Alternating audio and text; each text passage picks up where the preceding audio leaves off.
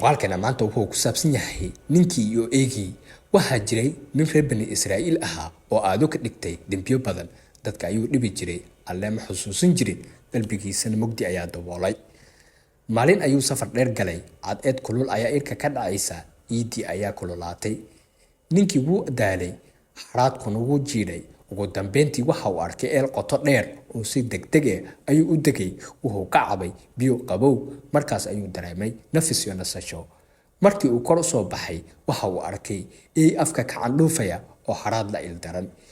Eegii ayaa ida qodaya isagoo rajo ka qaba inuu biyo helo, balse waxba ma helin. Ninkii intuu fiiriyay ayuu qalbigiisa la hadlay, waan ogahay sida haraadku u xanuun badan yahay.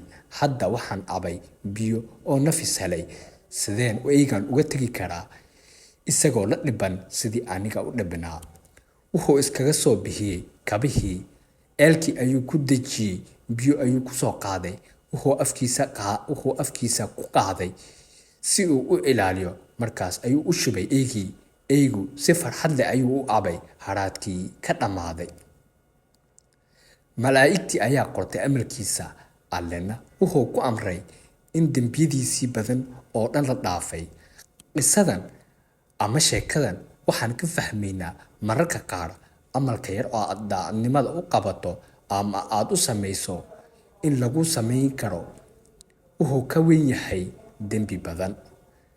Naxariista qalbiga ku jirta waa sabab jinno lagu galo, hataa xayawaanka.